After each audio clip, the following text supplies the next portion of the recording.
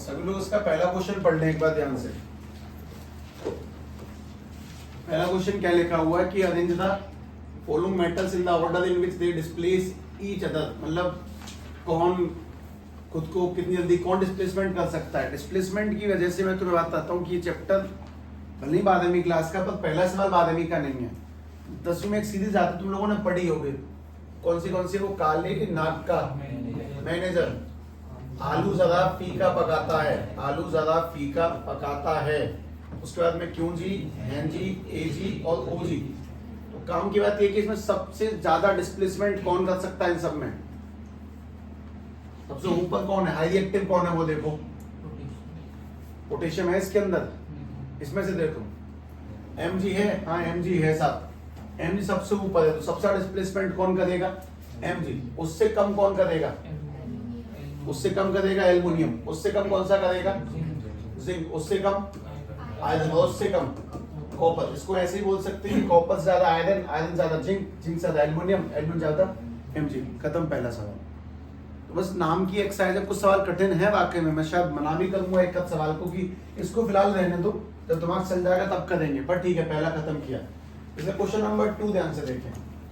Question number 2 में बहुत आराम से पढ़ो कि अपने पास में ये इलेक्ट्रोल पोटेंशियल दी गए सभी के, ऑरेंज करना है सभी मेटल्स को किसकी फॉर्म में, increasing order of reducing power. ये बात अगर मैं तुम्हें बस बोल के सीधा आंसर लिखा दूंगा तो फायदा नहीं है। एक मिनट सवाल को देख लो, ध्यान से देख लो कि क्या क्या लिखा हुआ किस तरह से, क्योंकि बहुत आवश्यक है। क्योंकि तुम्हारे जो बोर्ड के पेपर में न्यूमेरिकल्स आएंगे वो 100% इन्हीं में से निकल के आते हैं, ध्यान रखना।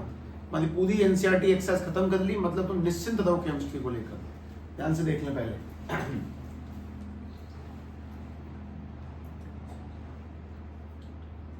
रिड्यूसिंग पावर का मतलब कौन जल्दी इलेक्ट्रॉन देगा।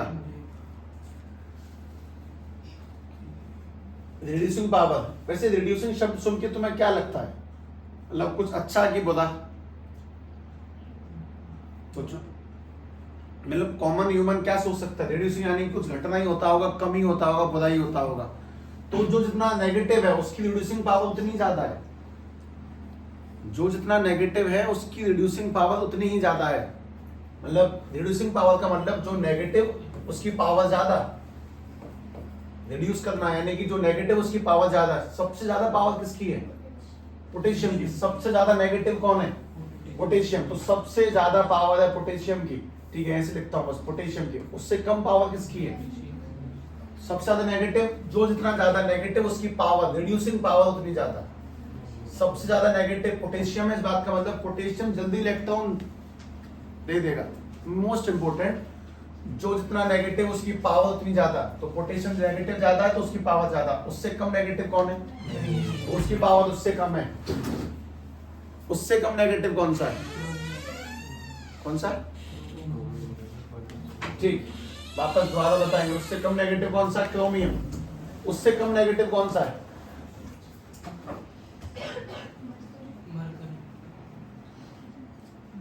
इस बात को तुम समझने के लिए नंबर लाइन का इस्तेमाल कर लो और ज्यादा अच्छा रहेगा। नंबर लाइन के अकॉर्डिंग मैं सोच सकता हूं कि सबसे पीछे कौन आता होगा, माइनस के 2 पॉइंट, सबसे पीछे कौन आएगा, माइनस के 2.93। उससे बगल में कौन होगा, माइनस के 2.37। उसके बगल में कौन होगा, माइनस के 0.74। उसके बगल में पहले 79 आएगा कि 80, तो पहले आएगा 0.79 और उसके बाद में आएगा 80। तो जो जितना नेगेटिव है उसकी पावर ज्यादा है, इस बात का मतलब सबसे ज्यादा किसकी है, पोटेशियम की। उसके बाद में कौन है, Mg। उसके बाद में कौन है, Cr। और उसके बाद में कौन लगेगा, मरकरी। और मरकरी के बाद में सबसे कम किसकी है, सिल्वर की। ये पावर लिखेगी। जो जितना नेगेटिव उसकी रिडक्शन करने की पावर यानी इलेक्ट्रॉन देने की पावर कुछ ज्यादा होगी। तो एक काम की चीज ये। जरा क्वेश्चन नंबर 3 ध्यान से पढ़े एक बार, अपने आप देखो, क्योंकि अगर मैं लगातार बोलता चला के सवाल धुआंधार सॉल्व करे, मैंने तो पढ़ने का टाइम नहीं दिया तो तुम्हें नहीं पता, लेकिन वो चीज बहुत खराब है। ध्यान से 2.3 पढ़ के देखें।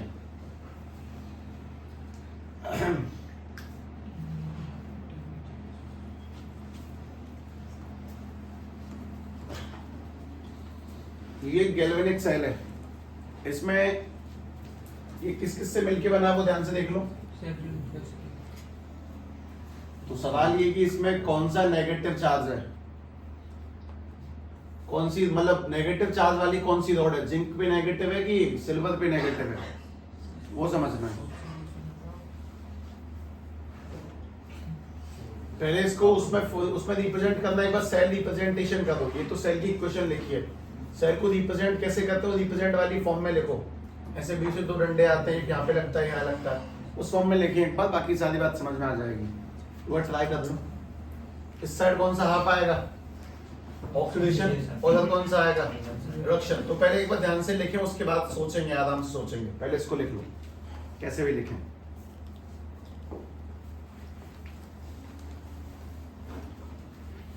इसमें ऑक्सीडेशन किसका हुआ है, यानी कि Zn से क्या बन गया, वो Zn+2, और रिडक्शन किसका हुआ है, सिल्वर का, यानी कि सिल्वर Ag पॉजिटिव से Ag बन गया।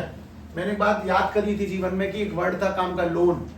लोन यानी LOAN, इसमें N माने क्या है, A माने क्या है, O माने क्या है, ऑक्सीडेशन। तो सवाल ये कि पहला सवाल इसका फर्स्ट क्वेश्चन यही पूछ रहा हमसे, which of the electrode is negative. इसमें नेगेटिव चार्ज पे कौन है, जिंक या सिल्वर, जिंक। पहली बात तो zinc electrode is negative, zinc electrode is negative.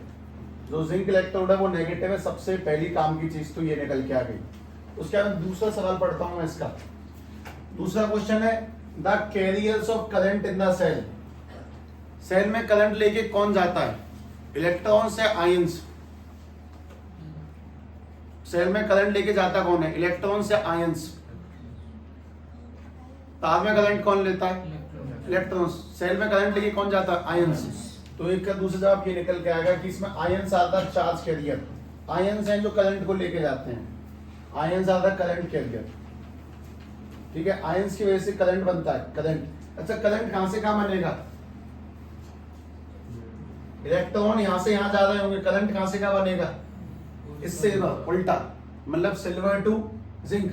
तो इसमें भी लिख देता हूं मैं सिल्वर टू जिंक। लेकिन काम की बात बस ये कि तुम लोगों को इलेक्ट्रोकेमिकल सेल याद होना, मतलब मुझे तो बिल्कुल उसी रिदम से याद है ना, जिस रिदम से मैंने तुम्हें पढ़ाया।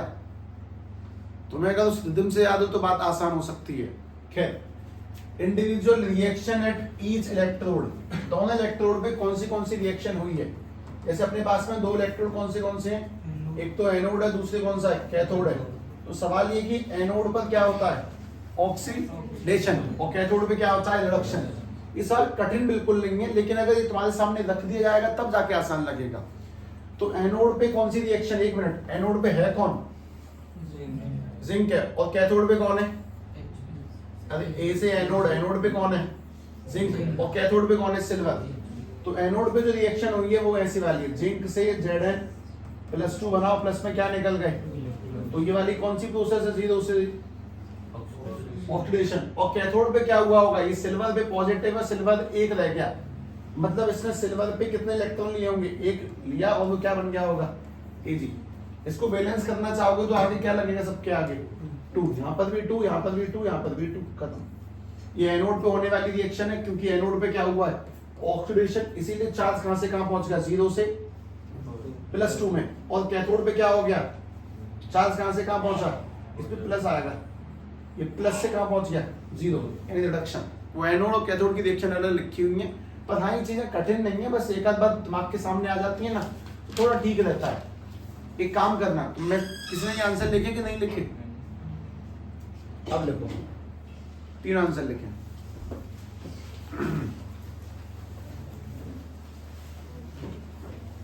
देखिए, जाने क्यों ऐसा लगता है कि शायद तुम में से किसी ने 11th की बुक एक्सरसाइज नहीं करी होंगी, मे बी। कौन ज्यादा रिएक्टिव है पहले वो लगाओ, सबसे ज्यादा रिएक्टिव, कम रिएक्टिव, उसके ऑर्डर में अरेंज करें।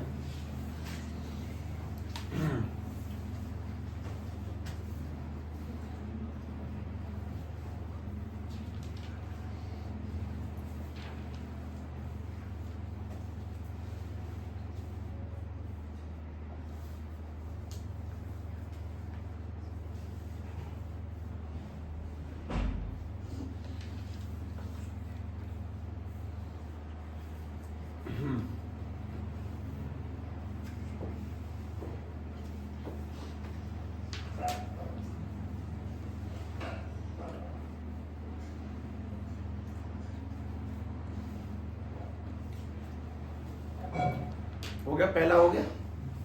सबसे ज्यादा रिएक्टिव कौन है पहले में? Mg। उससे कम रिएक्टिव कौन है? उससे कम रिएक्टिव कौन है? जिंक से कम रिएक्टिव, आयरन से कम रिएक्टिव कॉपर। एक काम तो ये, दूसरे वाले में ध्यान से देखें, दूसरे में जो जितना नेगेटिव है उसकी पावर भी उतनी ज्यादा है।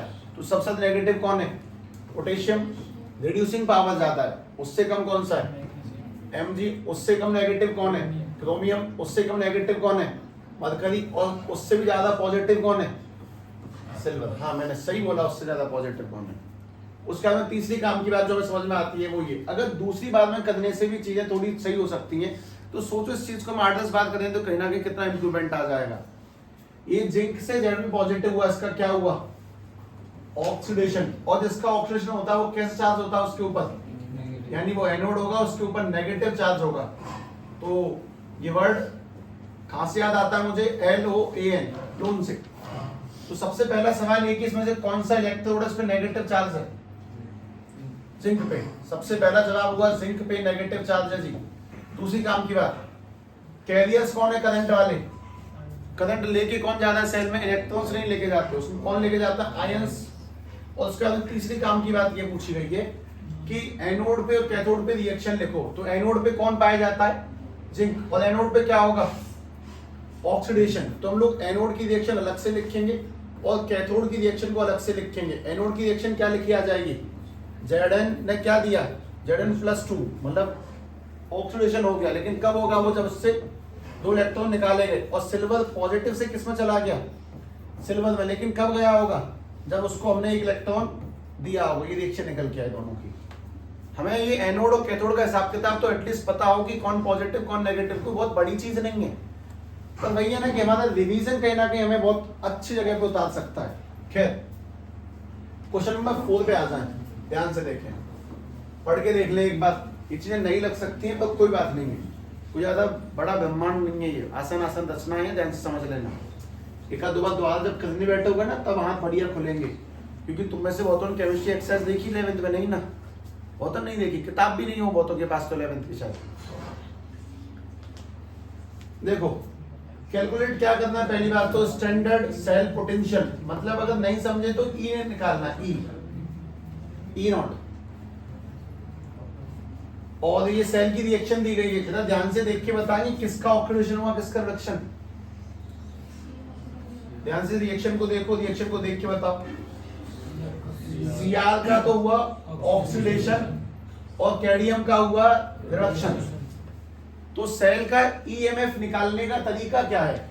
पहला सवाल कर रहा हूं, सेल का ई नोट निकालने का तरीका क्या है? ई राइट माइनस ई लेफ्ट, और राइट का मतलब होता है ई रिडक्शन माइनस के ई ऑक्सीडेशन। और रिडक्शन किसका वो बताओ? सीडी का। तो मैं बस ऐसे लिख रहा हूं, ई हुआ है सीडी का और माइनस के ऑक्सीडेशन किसका हुआ है? क्रोमियम का। तो ई हुआ है इस पास सीआर का।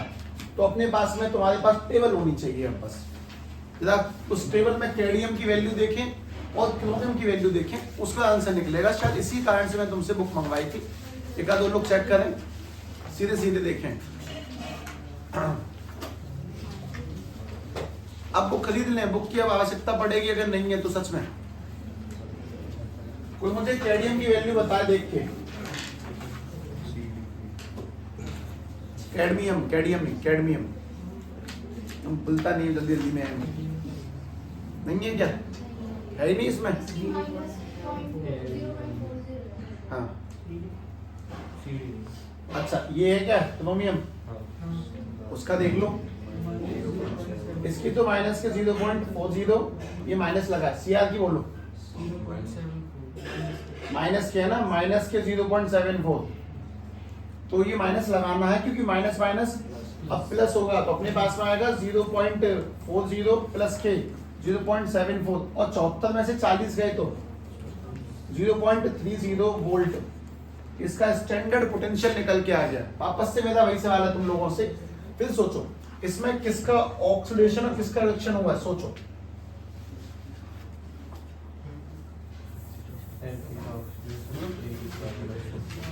Fe प्लस 2 से प्लस 3 हो गया, 2 से 3 हो गया। अच्छा बड़ा है, और रिडक्शन किसका हुआ? ऑब्वियसली सिल्वर का हुआ। तो मैं एक बात कहता हूं कि हम लोगों को ई नॉट निकालने का तरीका याद है। ई राइट माइनस के ई लेफ्ट का मतलब क्या होगा? ई रिडक्शन माइनस के ई ऑक्सीडेशन। अब रिडक्शन किसका हुआ? आराम से ऐसे लिखा करो, एलिमेंट रिडक्शन किसका हुआ है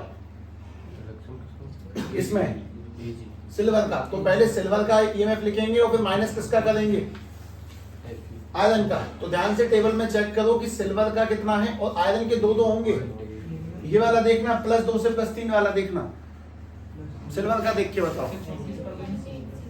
सर ये 34 करेंगे। हाँ सही करें। हाँ भाई सिल्वर का बताओ। सिल्वर का 0.80 माइनस किया। आयरन का +2 से +3 वाला ही देखना, 3-2 वाला देखो टेबल में। साफ साफ जो वैल्यू बता दो, प्लस में है कि माइनस में, साफ बता दो। माइनस के 0.44 ये जुड़ जाएंगे तो आ जाएगा E naught equal to 0.80 minus minus plus 0.44।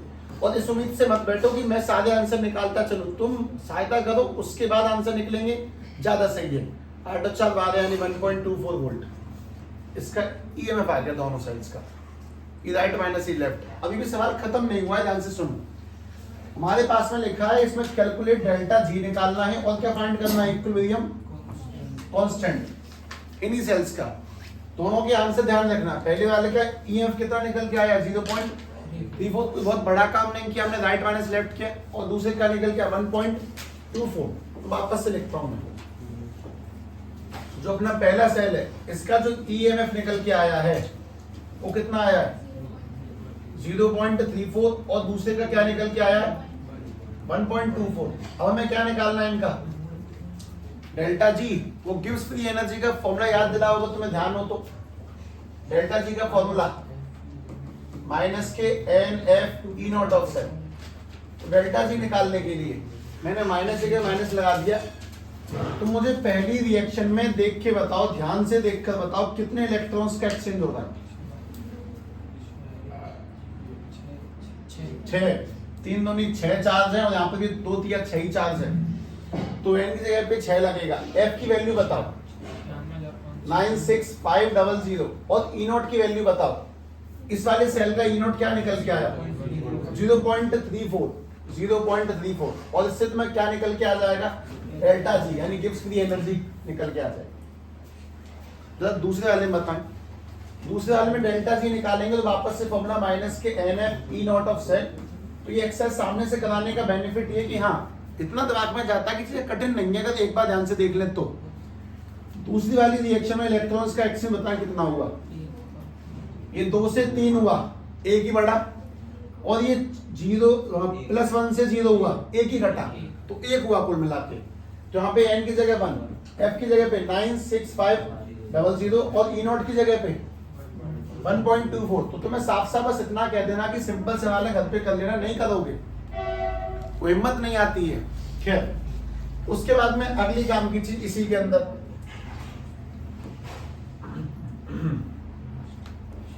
इसमें अगली काम की चीज, अभी हमें इक्विलिब्रियम कांस्टेंट और फाइंड करना है।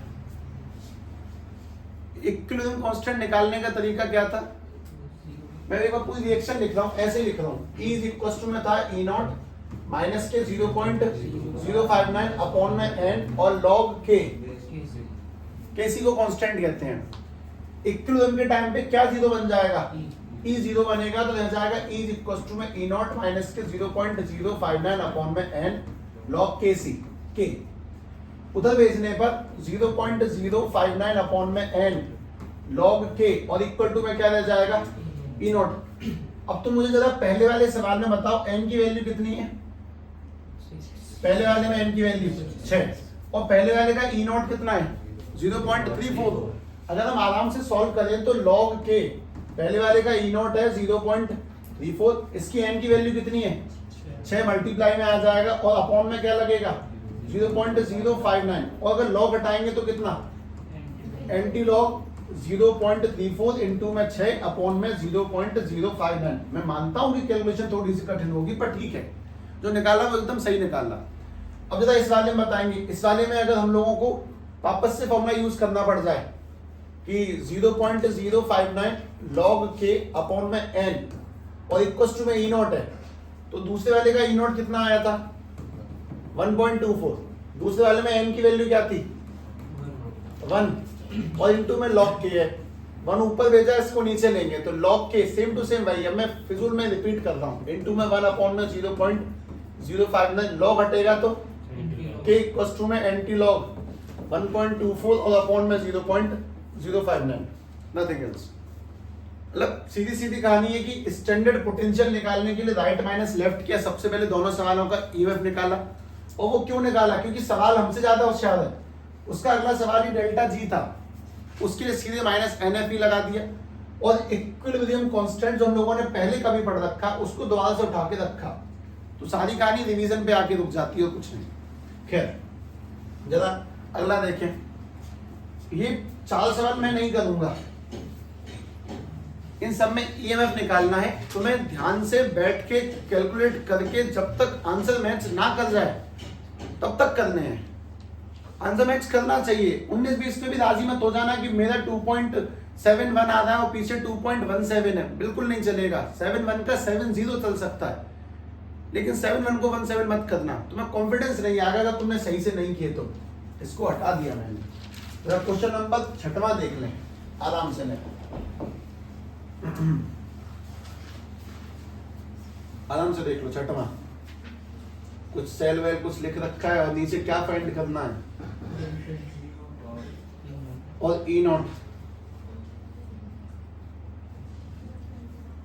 इस रिएक्शन में सबसे पहले ये पता लगाएं कि किसका ऑक्सीडेशन हुआ किसका रिडक्शन। पानी के चक्कर में मत फंसना, उसका कोई रोल नहीं होने वाला, ध्यान रखना पड़ेगा। जेडन से जेडन पॉजिटिव हुआ, ऑक्सीडेशन हुआ, और पक्की बात है फिर सिल्वर का तो ही हो रहा होगा। हालांकि डेल्टा जी पहला सवाल है एंड ई नॉट भी पूछा ही गया इसका, देखते हैं कुछ कर लेंगे, हिसाब किताब बैठा ही देंगे। ई नॉट निकालने का तरीका जो मैं तुझसे अभी बोला, ई राइट माइनस के ई लेफ्ट, और राइट माने राइट नहीं है अपना, राइट माने रिडक्शन हुआ करता है, और लेफ्ट में फिर अपने आप हम समझ जाते हैं कि ये लगेगा। रिडक्शन किस एलिमेंट का हुआ, सिल्वर का, तो पहले हम सिल्वर लगाएंगे और माइनस में फिर क्या लगाएंगे, जिंक ऑक्सीडेशन। तो सिल्वर की वैल्यू मुझे अभी किसी ने बोली थी, जिंक की भी बोली है 0. माइनस जिंक की और बोल दो 0.34। जब इसको घटा देंगे तो कितना आ जाएगा, ये माइनस के सीधे है माइनस के 0.76 किसकी, जिंक की माइनस के 0.76 है, तो 0.80 प्लस के 0.76 और जोड़ने पे आंसर क्या बनेगा 1.56। एक बात तो ये खत्म हुई, हमने डेल्टा जी ई नॉट निकाल दिया। अब डेल्टा जी निकालने का तरीका क्या, डेल्टा जी कैसे निकलेगा, माइनस के n F E naught of cell, तो डेल्टा जी इक्वल टू, बताओ इसमें कितने इलेक्ट्रॉन्स का एक्सचेंज दिख रहा है तुम्हें, 2 का, तो एन की जगह पे 2 पुट किया, एफ की जगह पे 96500 और ई नॉट की जगह पे 1.56, खत्म, डेल्टा जी निकल के आ गया। बस मल्टीप्लाई करना है, और अगर तुम मल्टीप्लाई भी थोड़ा बहुत बचाना चाहो बचा सकते हो, पॉइंट हटाओ नीचे कितना, 2 0 काट दिए। अगर मैं इसका मल्टीप्लाई करूं तो -2 का जब 9 से करेंगे तो कहना भी करना ही पड़ेगा एट टाइम। इसका जब करते हैं तो ये वाला 2 3 19 इनटू में 156, कैलकुलेशन तुम्हें आनी चाहिए, मल्टीप्लाई तो तुम्हें आना चाहिए, बात ये है। कुल मिला के क्वेश्चन नंबर 4 में और क्वेश्चन नंबर 6 में कोई बहुत बड़ा डिफरेंस नहीं है, दोनों लगभग सेम कहानी है, लेकिन एक एक बात सामने से निकलेंगे ना तो दिमाग थोड़ा सेंटर में आ जाएगा। 6वां पढ़ना, 6वां सॉल्व नहीं करना, 7वां।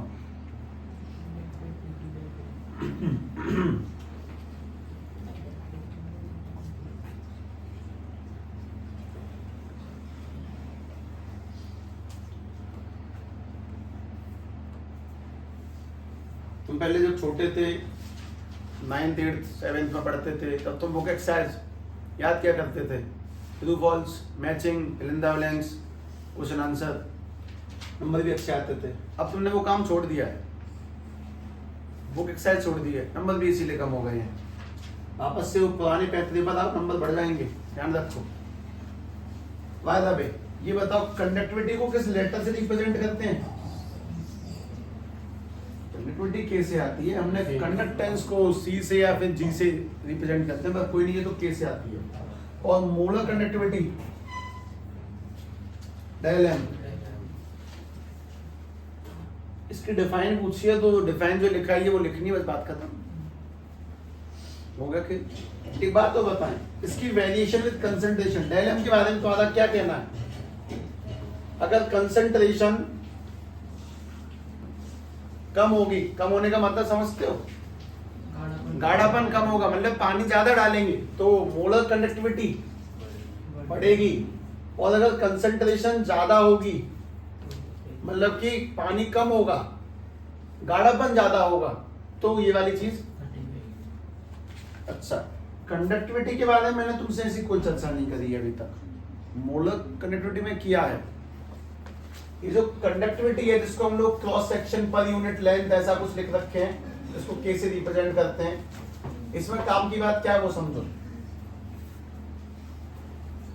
हालांकि एक्सप्लेनेबल टॉपिक है ये, काफी अच्छा, मतलब पढ़ाने लायक विषय भी है कि कंडक्टिविटी के साथ में क्या होता है। इसको मतलब तुम लोगों का ये जो इंक्रीज और डिक्रीज वाला लफड़ा वो हर जगह सही है, इसमें सही नहीं है। कंडक्टिविटी में चाहे वीक इलेक्ट्रोलाइट हो चाहे स्ट्रॉन्ग इलेक्ट्रोलाइट हो, ये डिक्रीज ही होती है, ये ध्यान रखना। ज्यादा कंसंट्रेशन कम करने पर ये ऑलवेज डिक्रीज ही करेगी। उसका कुछ रीजन है, वो रीजन कुछ इस तरह से, जैसे मान लो हमारे पास में ये मॉलिक्यूल्स है, इसमें पानी भरा हुआ है, हमने पानी और बढ़ा दिया, तो पानी और बढ़ाने से मॉलिक्यूल्स तो आज भी कितने हैं, 50 थे, 50 ही हैं। पानी के बढ़ने से अब वो मॉलिक्यूल ज्यादा जगह में फैल गए, मतलब मोल्स पर यूनिट वॉल्यूम का मतलब कि उतनी ही एरिया में अब मॉलिक्यूल ज्यादा जगह पे फैल गए, अब पास पास नहीं है, दूर और हो गए। उससे ओवरऑल करंट तो ज्यादा हो जाता है, ओवरऑल करंट की वैल्यू बढ़ जाती है, लेकिन मोल्स पर यूनिट वॉल्यूम के कारण कंडक्टिविटी डिक्रीज करती है। कुल मिलाकर अगर मैं तुम्हें सारी बातों के बीच में इतनी अच्छी एक्सरसाइज के दौरान इस बात को घुसाने की कोशिश करूं तो गलत है थोड़ा सा। बात ये कंडक्टिविटी हमेशा डिक्रीज करती है, और ये सारी चीजें ये इंक्रीज डिक्रीज वाला चक्कर पुराना है। तुम्हें डिफाइन लिखनी है, और तुम न्यूमेरिकल के बीच में से थ्योरीज को इंसर्ट मत करो, फिलहाल मत करो, ठीक है। जरा अगला देखें, क्वेश्चन नंबर 8 पढ़ो, वो डिफाइन लिखनी है, कुल मिला के छोड़ो, डिफाइन लिखें, डिफाइन कंडक्टिविटी और मोलर कंडक्टिविटी क्या चीज है। क्वेश्चन नंबर 2.8 आराम से पढ़ लें एक बार।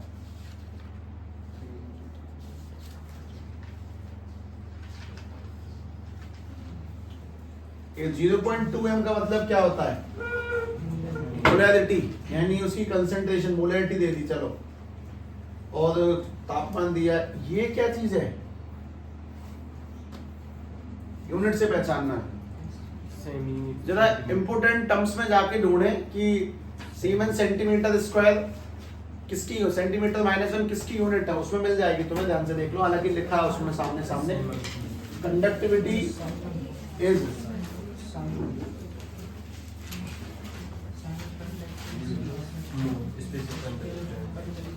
ये कंडक्टिविटी की यूनिट है, और हमसे क्या पूछा है, कैलकुलेट करना है मोलर कंडक्टिविटी। सभी लोग मोलर कंडक्टिविटी का फॉर्मूला देखकर बताओ क्या लिखा है, याद नहीं है ना, इसलिए देखकर बताओ। K into 1000 अपॉन में m माने, तो जरा ध्यान से देख लो, K की वैल्यू कितनी है, कंडक्टिविटी की वैल्यू कितनी है, 0.0248 इंटू में कितना 1000, और अपॉन में मोलैरिटी कितनी दी गई है, इसकी क्या निकल के आ जाएगी, खत्म चला, सीधे फॉर्मूला सीधे पुट किया, सारा खेल मेमोरी का, कुछ नहीं है क्वेश्चन के अंदर, जरा ध्यान से देख लो। मोलर कंडक्टिविटी निकालने के लिए K मल्टीप्लाई 1000 अपॉन में m करना है, कर दिया, हो गया। हम लोगों ने देखे पहली बार है ना, तो शायद कहीं ना कहीं एक मन में संशय रह जाता है हार्डनेस को लेकर, शायद कठिन होते होंगे, नहीं ठीक है, बढ़ा दिया मैंने, अच्छा मुझे हटाना ही पड़ेगा जी।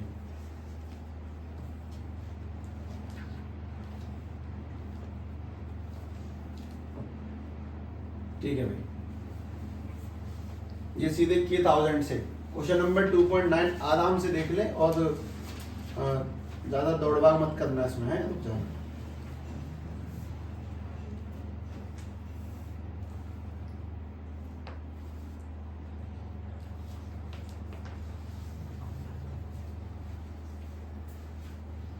एक सेल का रेजिस्टेंस कितना दिया है,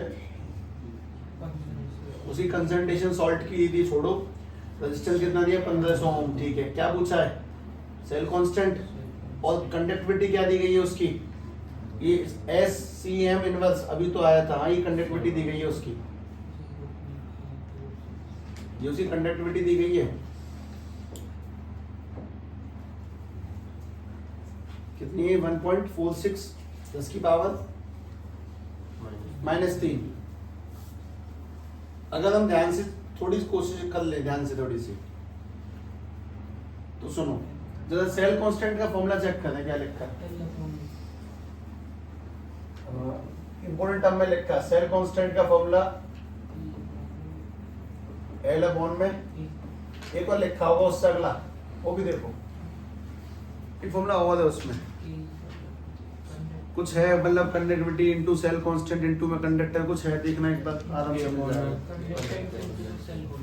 एक मिनट, आर इक्वल टू क्या होता है, रो एल अपॉन में ए। अब मुझे यहाँ से यहाँ तक लेके जाना पड़ेगा तुम्हें, तुम्हें याद हो तो चीज ज्यादा अच्छे से निकल जाती है अक्सर।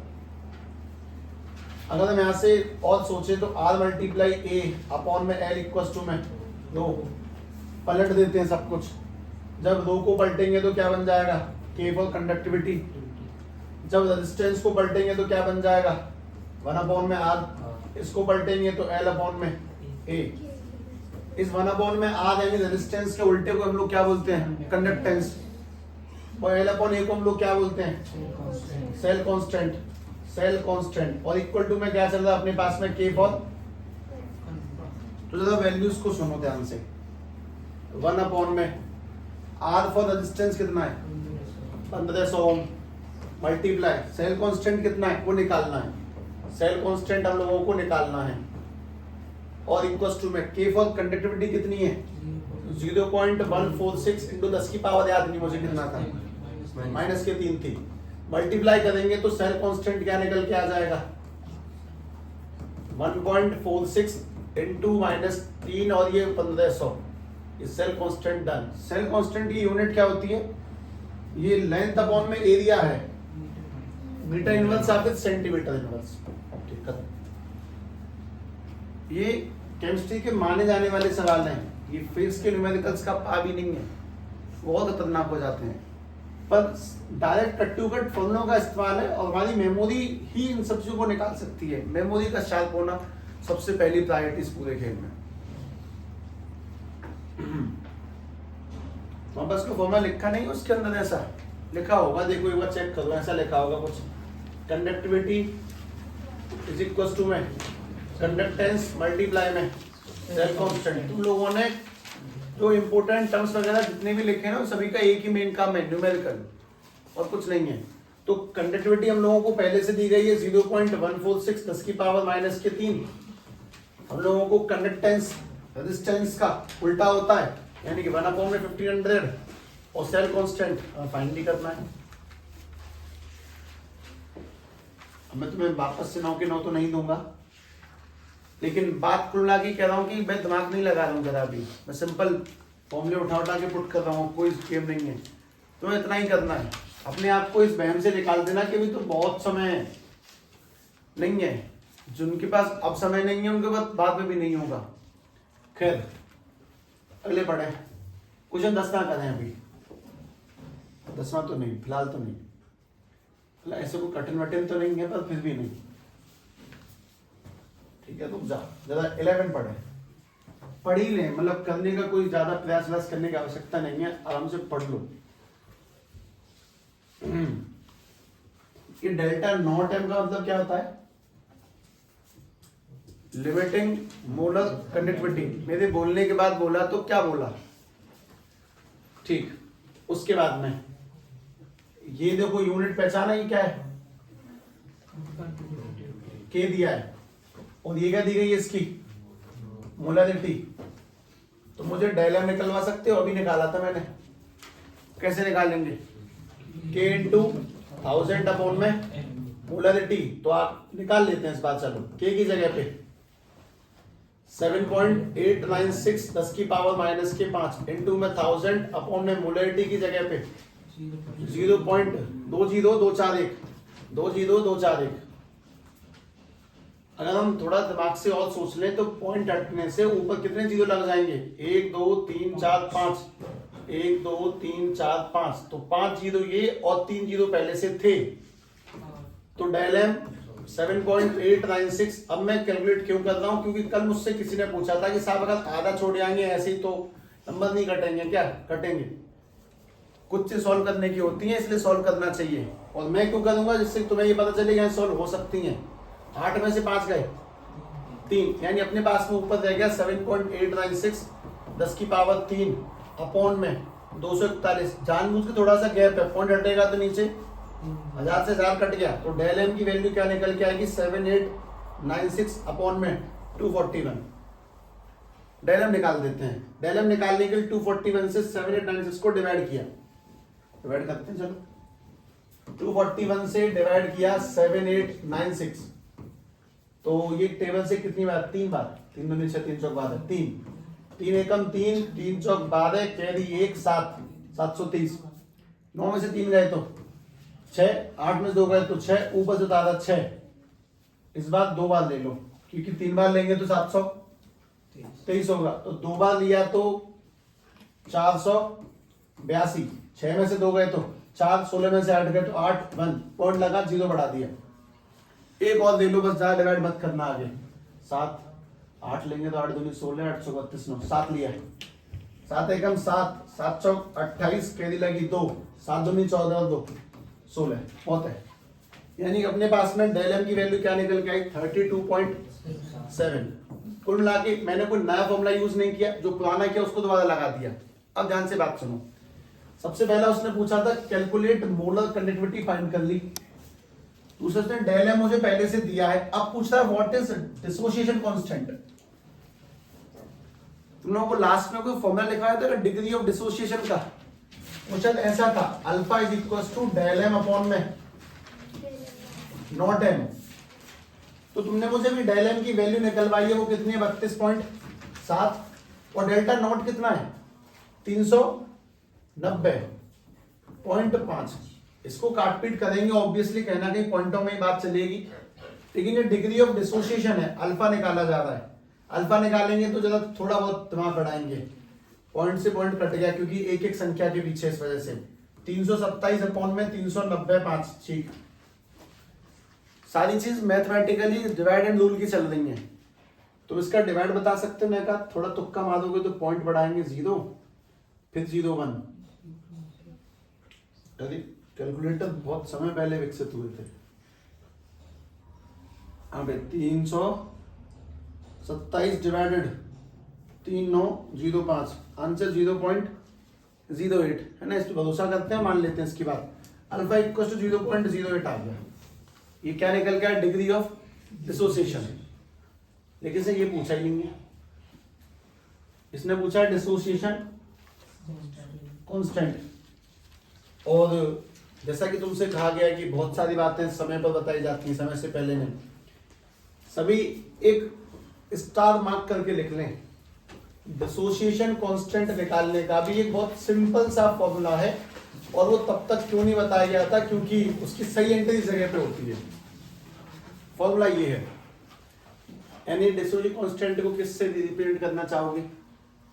डीसी कह लेते हैं इसको, नहीं तो के कहते हैं वैसे कायदे से। तो चलो डिसोसिएशन कांस्टेंट निकालने के लिए C into alpha square upon में 1 माइनस अल्फा। इसमें C क्या चीज है? C for concentration.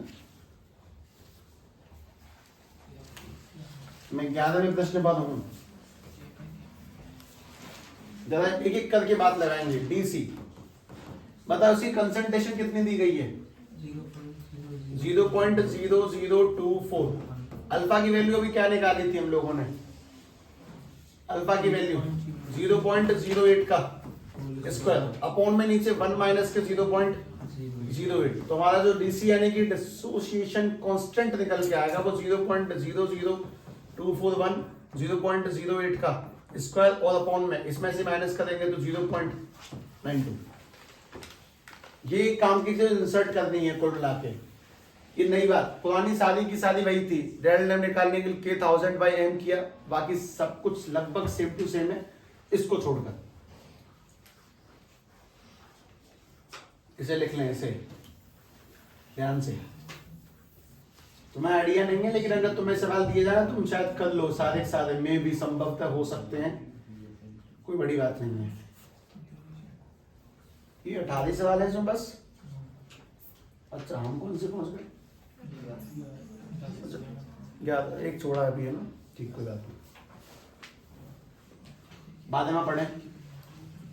इसमें हाउ मच चार्ज पूछा, कितना चार्ज चाहिए, ठीक है, 1 मोल पे। 2 मोल होता तो बदल देते हैं ना, 1 मैं 2 मोल करूंगा बाद में, इसको सीख लेते हैं।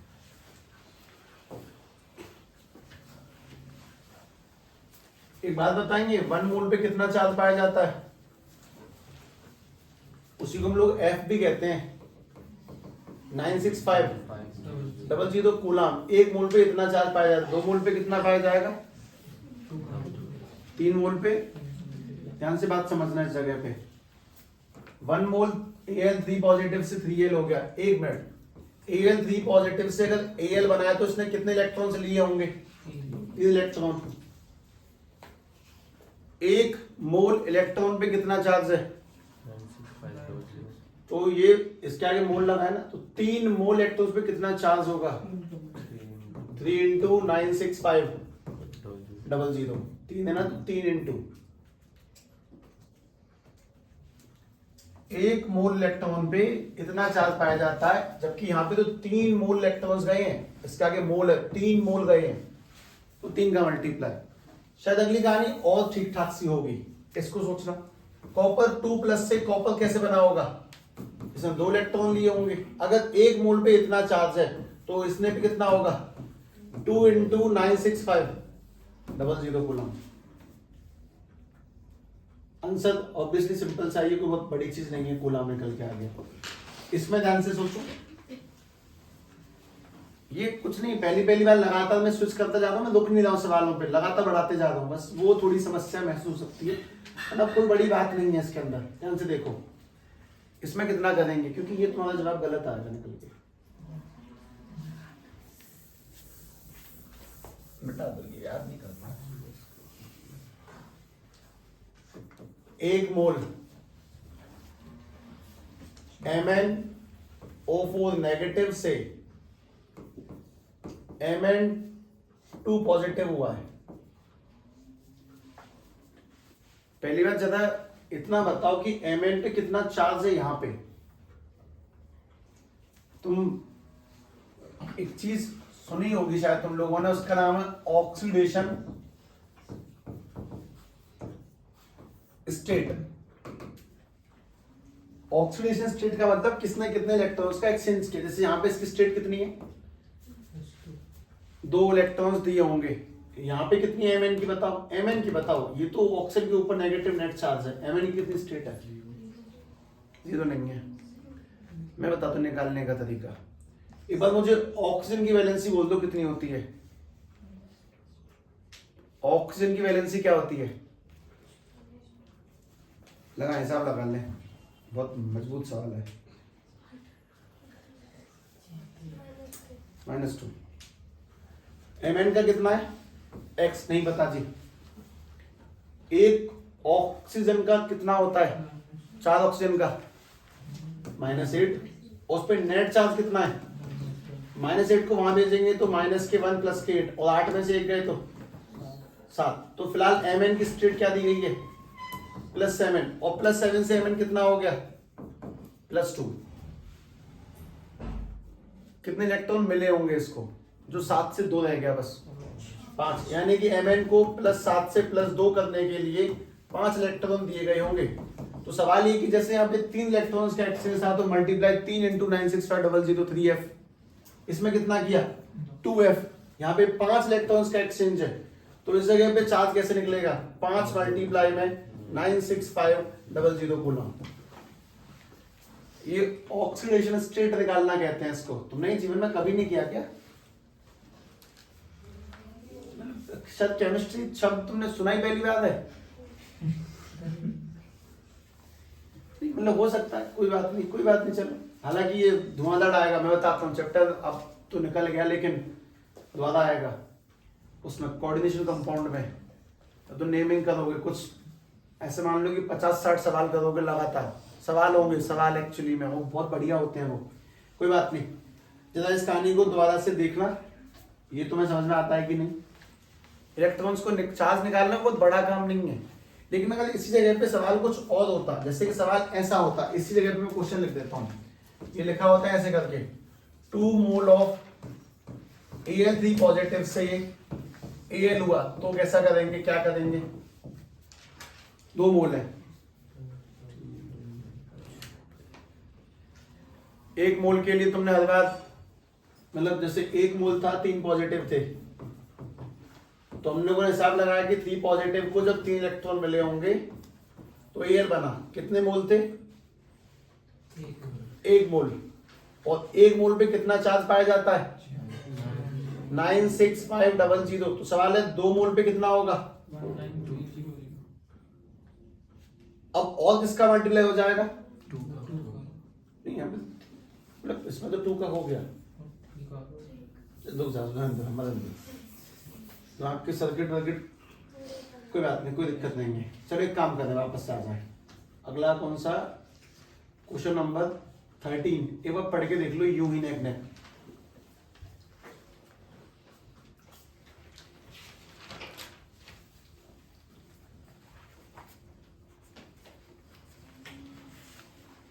M equals to ZIT Faraday।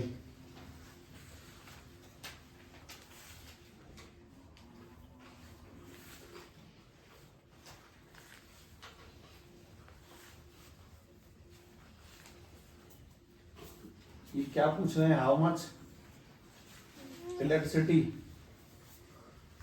In terms of Faraday is required to produce इतना, ये ऐसा कुछ हिसाब किताब है।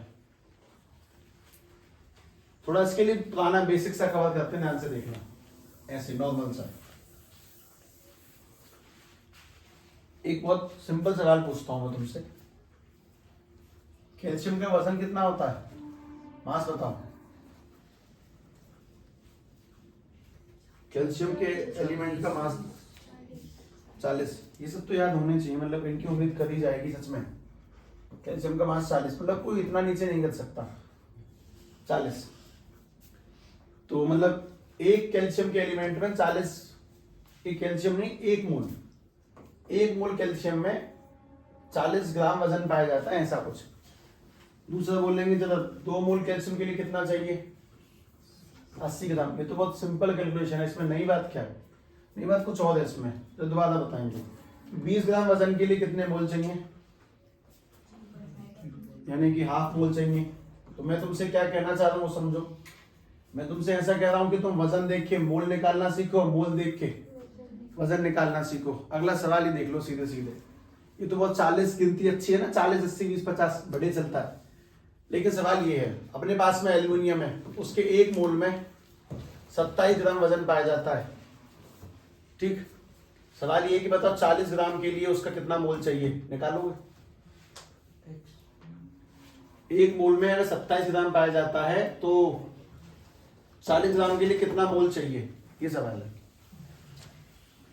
अब तो वैसा हिसाब किताब नहीं है, तो अब कैसे निकालोगे इसको? Cross multiply.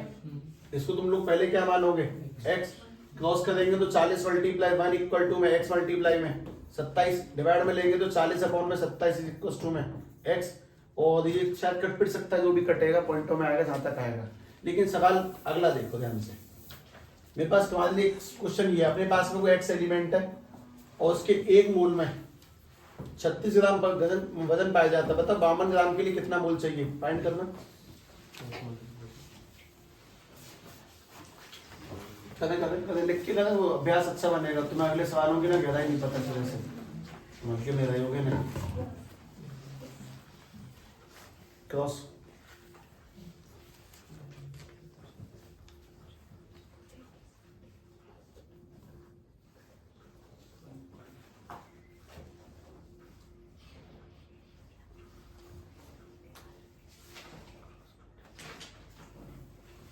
तुम्हें जो भी सवाल आज के बाद मिले पहले उसके मोल निकालना के ग्राम दिए हो तो मोल्स में सवाल अच्छे बेहतरीन सॉल्व होते हैं। बताओगे से कितने मोल बने?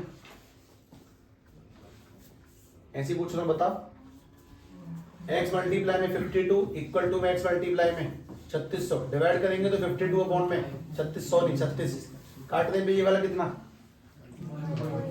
1.5 1.4। ये क्या निकाला तुम लोगों ने? मोल। तुम लोगों ने ये निकाले 1.4 मोल। अब मेरे सवाल का जवाब बहुत बढ़िया सवाल है, सिंपल सवाल है। एक मोल में कितना चार्ज पाया जाता है? 965। तो 1.4 मोल में कितना पाया जाएगा? 1.4 इंटू 96500 कितने कूलम चार्ज? अच्छा दोबारा से पूछता हूं, चलो कोई एलिमेंट जो तुम्हें पसंद हो उसका नाम बोलो। कार्बन। इसका मास कितना होता है? 6 नहीं होता, नंबर 6 होता है ना। इसके एक मोल में 12 ग्राम वजन पाया जाएगा। तो मैं तुमसे कहता हूं कि 12 ग्राम अगर मैं कार्बन चिपकाना चाहता हूं रॉड पे तो कितना चार्ज चाहिए? 96500 कूलम। मतलब तुम चार्ज के लिए तुम मुझे चार्ज मत बताना, कभी मत बताना, तुम मुझे चार्ज निकालने से पहले क्या बताओगे? मोल कितने हैं। वैसे मैं तुमसे सवाल पूछता हूं, मेरे पास 18 ग्राम कार्बन के लिए कितना करंट चाहिए? अगर मैं 18 ग्राम कार्बन निकालना चाहता हूं कितना करंट चाहिए? करंट मत बताओ, तुम मुझे मोल बता दो। चलो निकालो, करंट मैं बता दूंगा, तुम मुझे बस मोल बताओगे, कुछ नहीं। एक मोल 12 ग्राम, तो कितने मोल में 18 ग्राम? कितना? आंसर मन में नहीं आया क्या? 1.5 मोल। और सवाल ये कि अगर एक मोल के लिए मतलब एक मोल के लिए इतना चार्ज चाहिए, मतलब 12 ग्राम के लिए इतना चाहिए, तो 1.5 मोल के लिए कितना चाहिए? 1.5 इंटू में 96500 कूलम। इस बात को ना इससे और इससे कनेक्ट करो। कनेक्शन ये है कि कोई तुमसे ऐसा पूछे कि 1.5 मोल कार्बन के लिए तुम्हें कितना करंट चाहिए, चार्ज चाहिए, तो 1.5 इंटू 96500। और तुमसे कोई इसी सवाल को उल्टा पूछे कि 18 ग्राम के लिए कितना चाहिए, हाँ तो यही चाहिए। लेकिन सवाल का जवाब देना कब आसान है? जब तुम उसका क्या निकाल लोगे? पहले मोल। जैसे इस बात को वापस से समझने की कोशिश कर लें। मैं तुमसे कहता हूं मेरे पास एक एलिमेंट है, उसका नाम है आर्गन। हालांकि वो किसी रिएक्शन नहीं करता, पर ठीक है, अब जब हम हवा में तीर लगाए दें तो कोई बुराई नहीं है। एक मोल आर्गन में कितना वजन पाया जाता है? 40। ठीक है, सवाल तुमसे ये है कि बताओ 10 ग्राम आर्गन के लिए कितना करंट चाहिए, कितना चार्ज चाहिए? तो चार्ज मत निकालो, तुम इसके मोल निकालो। कितने मोल होंगे? चार्ज तो बदल लेंगे अपने आप में। मोल फाइंड करें पहले इसके। तो जब मोल फाइंड करेंगे तो कितना? ये उधर जाएगा 1 इंटू में 10 इक्वल टू एक्स मल्टीप्लाई में 40, और नीचे लेंगे तो 1/4 इक्वल टू एक्स, यानी कि 1/4 मोल। एक मोल में कितना चार्ज? 96500 कूलम। तो 1/4 मोल में कितना चार्ज? 1/4 इंटू में 96500। मैं तुमसे क्या कह रहा हूं, इस बात को दिमाग में डालने की कोशिश करो। अगर कोई तुमसे ग्राम से ग्राम में करंट चार्ज पूछे तो तुम उसको चार्ज बताने की जगह पर पहले ग्राम से क्या निकालोगे? मोल। और फिर मोल का हिसाब किताब लगाना कि एक मोल में अगर इतना होता है तो इतने मोल में कितना होगा। तुम कभी ग्राम से सीधे करंट का जवाब नहीं दोगे। सीधी सीधी बात यह है कि जब भी तुम्हें ग्राम दिया जाएगा, हालांकि दिए जाएंगे सवाल ध्यान रखना, जब भी तुम्हें मास दिया जाएगा और मास से तुमसे पूछा जाएगा चार्ज, तो तुम्हें चार्ज निकालना ही नहीं है। तुम्हें पहले क्या निकालना है? मास से मोल निकालना, फिर मोल से क्या निकालोगे? चार्ज। क्योंकि तुम्हें बेसिक बात पढ़ाई गई है कि अगर एक मोल में इतना चार्ज पाया जाता है तो जितने भी मोल तुम्हारे पास होंगे उसमें चार्ज निकालने के बस तुम्हें क्या करना होगा? मल्टीप्लाई। इस चीज को थोड़ा ध्यान रखें। अगर बात दिमाग में इंसर्ट हो गई तो बहुत बढ़िया, लेकिन सीधी बात दोबारा से, अगर कोई ग्राम से करंट यानी चार्ज पूछ रहा है तो तुम सीधे चार्ज नहीं बताओगे, तुम पहले क्या निकालोगे? मोल। और मोल निकालने के बाद फिर चार्ज बताना है कि मोल से आंसर आसान होता है, इस वजह से। खैर, अब तुम्हारे पास में कितने सवाल बचते हैं जरा वो भी देख लो। एक तो 10वां रह गया, और दूसरा कौन सा 10 के बाद में 2 3 4 5 6 7, मात्र 7 सवाल हैं। हालांकि इसमें कुछ 4 पार्ट भी हैं, वो कहने को ही है 7, हाँ पर ठीक है 7 ही गिनती करी जाएगी। तुम सभी की एक्सरसाइज बात का सीधा सीधा मतलब है कि सोमवार को खत्म हो जाएगी। तुम्हारा मोस्ट इंपोर्टेंट काम घर जाके सॉल्यूशंस की और इस चैप्टर के लिखित फॉर्म में रिवीजन करना, क्योंकि जो तुमने कमी महसूस की फॉर्मूले ना याद होने की, उसी के कारण सवाल नहीं होते हैं। ध्यान रखना, सभी लोग रिवाइज करें और इन सवालों को अपनी सीधे फेल कॉपी में सॉल्व करना। बाकी काम मंडे को निपटा देंगे 7 के 7 क्वेश्चन, ठीक है। इसे ऑफ कर दिया।